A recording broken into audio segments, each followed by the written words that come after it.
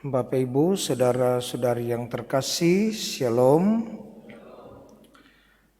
Indikasi atau ciri-ciri seseorang yang iri hati adalah senang melihat orang lain tidak senang dan tidak senang melihat orang lain senang.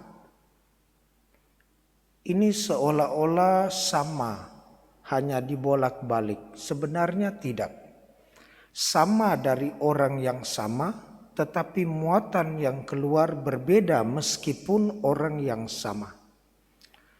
Yang pertama adalah senang melihat orang lain tidak senang. Dia akan sangat bahagia kalau melihat orang lain sedih.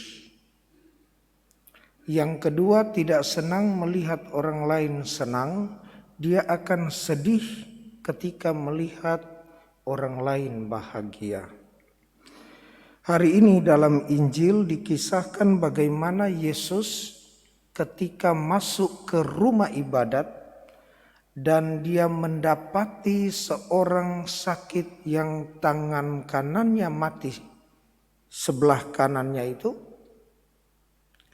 Lalu orang-orang Farisi dan ahli Taurat tidak senang.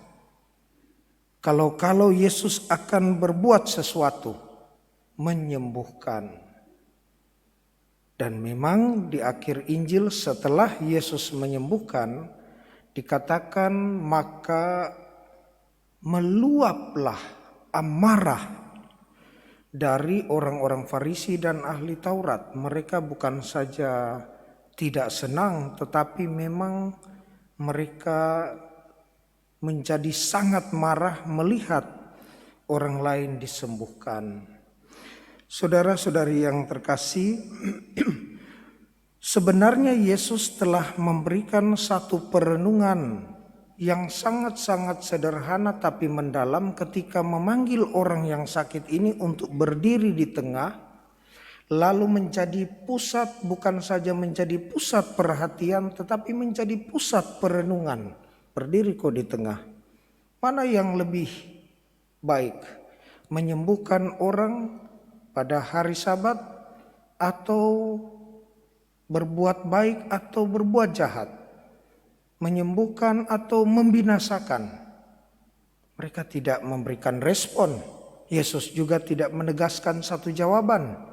Tetapi hampir pasti mereka memilih untuk berbuat baik dan menyelamatkan. Tetapi karena rasa iri hati di dalam hati mereka, dalam diri mereka, apapun akan menjadi salah di hadapan orang yang iri hati.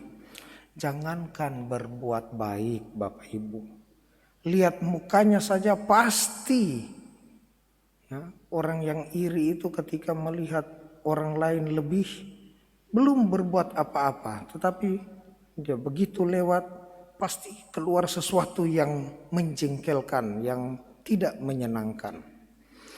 Saudara-saudari yang terkasih dalam Tuhan, semoga kita berani belajar setia untuk selalu berbuat baik, tanpa harus terpengaruh dengan penilaian orang lain, tanpa harus kendor dengan apa kata orang, karena ketika kita berbuat baik dan setia melakukannya, maka kita ambil bagian kecil dalam karya penyelamatan yang tentu menyelamatkan. Semoga demikian.